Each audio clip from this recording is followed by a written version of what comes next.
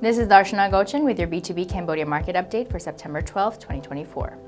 The Cambodia Securities Exchange Index was up 0.20 points or 0.05% to 411.87. Total trade volume was light but higher than yesterday, with 48,480 shares changing hands at a total value of 314 million real or over $77,000.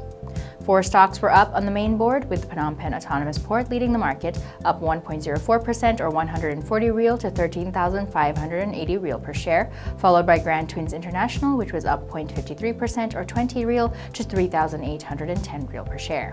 Other stocks up were Pestec Cambodia and the Sihanoukville Autonomous Port. Only one stock was down on the other hand. Royal Group Phnom Penh SEZ dropped 0.45% or 10 real to 2,220 real per share.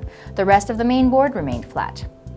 Over on the growth board, DBD Engineering was down 0.48% to 2,060 real per share, while JS Land was up 0.29% to 3,450 real per share. Akleda Bank once again recorded the highest trade volume of the day, with 22,821 shares changing hands at a total value of 171.4 million real, or around $42,000, making up approximately 36% of September 12th's trade volume.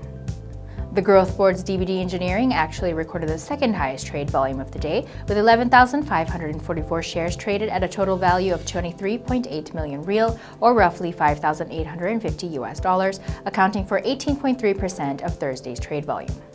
In other business news, Cambodia Rice Forum 2024 was organized by the Cambodia Rice Federation earlier this week and was held under the presidency of Cambodian Prime Minister Hun Manet at the Sofitel Phnom Penh Pokitra to enhance the visibility of Cambodia's rice sector on a global scale and to discuss strategies for its development.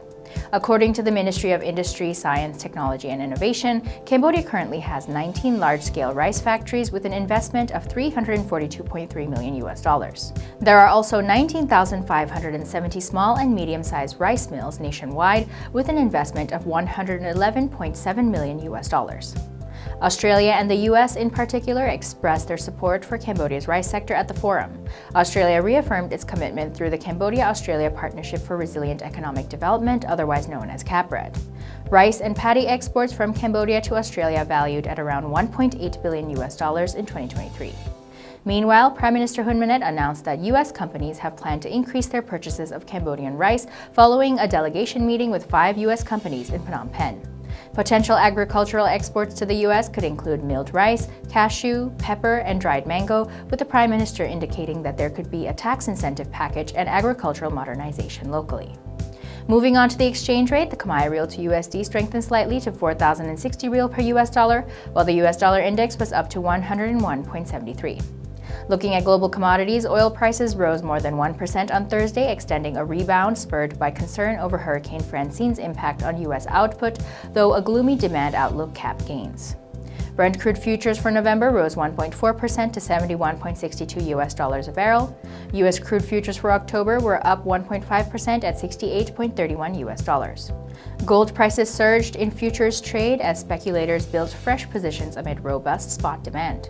Globally, gold futures saw an increase of 0.21%, trading at $2,547.80 per ounce.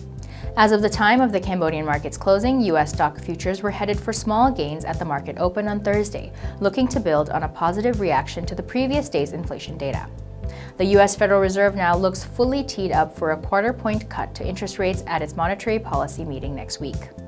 Dow Jones Industrial Average futures were up 90 points or 0.2%. S&P 500 futures also climbed 0.2%, while those tied to the Nasdaq 100 were up 0.3%. This was Darshana Gochan with your B2B Cambodia Market update for September 12th.